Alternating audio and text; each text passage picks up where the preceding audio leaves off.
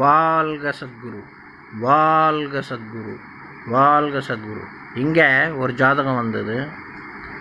ஜாதகத்தில் பார்த்தீங்கன்னா ஒரு சில கிரகங்கள் நல்லா இருக்குது, ஒரு சில கிரகங்கள் நல்லா இல்லை. இது எல்லாருக்கும் பொதுவான விஷயம்.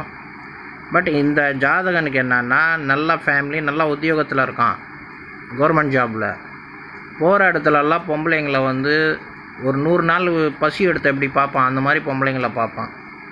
ரொம்ப ஒரு தவறான மட்டமான குணம். என்கிட்ட ஜோசியம் பார்க்க வந்தான். ஜோசியம் பார்க்க வரும்போது பொதுவாகவே ஜோசியக்காரங்க நல்லவர்கள், அவங்க புரிய வைப்பாங்க. நல்ல ஜோசியக்காரங்களை சொல்கிறேன், புரிய வைப்பாங்க. இந்த மாதிரி தவறுலாம் செய்யாதப்பா, நல்ல ஒழுக்கமாக வாழு. ஏன்னா ஜோசியன்றதே ஒழுக்கத்தை வாழ வைக்கக்கூடிய ஒரு கலை தான், ஆன்மீக கலை தான், வேறு ஒன்றும் கிடையாதுங்க. சொல்லி புரிய வைக்கிறேன். ஏன்னா கேட்குறவன் எங்கெங்கே கேட்குறான், தன்னோட புத்திசாலி எவனா நினைக்கிறான் உலகத்தில். அவன் கையில் கொஞ்சம் பணம் வந்துருச்சு, கொஞ்சம் வசதி வந்துருச்சுன்னா நான் தான் பெரிய அப்பா டக்கர்னு பேசக்கூடிய உலகம்.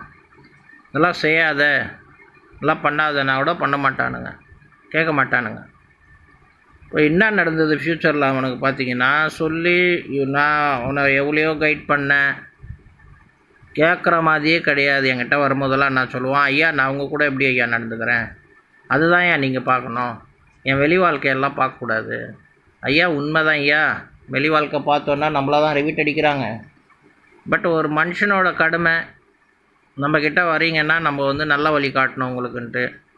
பட் கேட்குறது கேட்காதது உங்கள் விருப்பம். அது மாதிரி அதை சொல்கிற மாதிரி அவன் வாழ்க்கையில் அவன் என்ன தப்பு செய்கிறான் அது பார்க்காத, உனக்கு அவன் என்ன சொல்கிறான் அதை மட்டும் கேள்றான் அப்படின்னு சொன்னார் ஐயா. பட் அவர் வந்து வேறு ஒரு பகுத்தறிவாக பேசினார். இவனுக்கு என்ன புரிஞ்சுக்கினானுங்கன்னு தெரியல. ஸோ சொல்லிக்கலே என்னால் என்ன முடிஞ்சதோ சொன்னேன். ஏன்னா இது நீ இப்படியே பண்ணிகிட்டு இருந்தீங்கன்னா உன்னோட ஃபேமிலி லைஃப் பாதிக்கும்.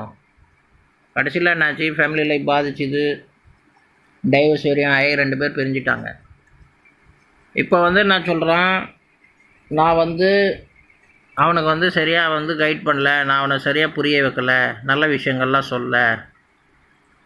நம்ம என்ன காலில் ஊந்தா சொல்ல முடியும் ஒரு மனுஷனுக்கு? எவ்வளோ புரிய வைக்க முடியுமோ அவ்வளோதானங்க புரிய வைக்க முடியும். நான் அடித்தா புரிய வைக்க முடியும்?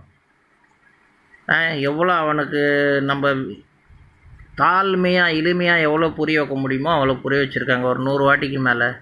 ஆனால் கேட்கவே இல்லை. இந்த மாதிரி கிரகம், எந்த கிரகம் அந்த மாதிரி கெட்டால் அந்த மாதிரி ஆவான்? அதுக்கு ஒரு கிரகம் உண்டுங்க, அது பேர் தான் சுக்கிரன். இந்த கிரகம் அந்த மாதிரி ஸ்பாயில் ஆகிடுச்சுன்னா இது மாதிரி சில நெகட்டிவிட்டியான, சில அமானுஷ்யம்னா ஒரு இது மிருக்கத்தனமாக ஒரு ஆளுக்கிட்ட ஹேபிட்ஸ் காணப்படும், தேவையில்லாததெல்லாம் செய்வான். ஒரு ரொம்ப பசியாக ஒரு ஆள் எப்படி இருப்பான், அந்த மாதிரி வந்து காமத்து குடிரத்துக்கு போகக்கூடிய ஆளுங்க இவங்க. ஸோ இந்த மாதிரி ஆளுங்களை நம்ம சொல்லி புரிய வைக்கணும். அவனுக்கு ஒரு சில ஜாதகத்தில் மதி கதி விதி நல்லா இருந்தால் சொல்கிறது கேட்பான், இல்லை புத்தி சம்மந்தப்பட்ட கிரகங்கள் நல்லா இருந்தால் கேட்பான், இல்லைன்னா கேட்க மாட்டாங்க. நம்மளே ப்ளேம் பண்ணிவிட்டு நம்மளே தொந்தரவு பண்ணிவிட்டு போயிடுவாங்க. ஸோ ஜாதகம் என்பது என்ன, நம்மளோட ஒரு கைட்லைனுங்க. நம்மளை எப்படி கைட் பண்ணுறான் குரு. ஜாதகம் பார்க்குறவன், நல்ல ஜாதகம் பார்க்குறவனும் நம்மளை கைட் பண்ணுறான், இப்படி இரு இப்படி இருன்னு. கேட்குறது கேட்காதது இவங்களோட தன் விருப்பம். சின்ன பசங்களாக இருந்தால் நம்ம அதட்டி சொல்லலாம். இந்த காலத்து சின்ன பசங்களை நம்ம வந்து மிரட்டி சொன்னோன்னா அவனுங்களே முறைக்கிறானுங்க. அந்த காலத்தில் நம்ம வந்து தெருவில் சிகரெட் குடித்தோன்னா அடிக்க வந்துடுவான் தெருவில் போகிறவன். இப்போ வந்து கண்டு கூட மாட்டான், அந்த மாதிரி காலம் ஓடுது. ஸோ சொல்ல வர்றது என்னென்னா, யாருன்னா உங்களுக்கு நல்ல அட்வைஸ் பண்ண தயவு செஞ்சு கேளுங்க. கேட்குறதுல ஒன்றும் தப்பு இல்லை, அதை சொல்கிற பிரகாரமும் நடந்துங்க. வாழ்க சத்குரு, வாழ்க சத்குரு.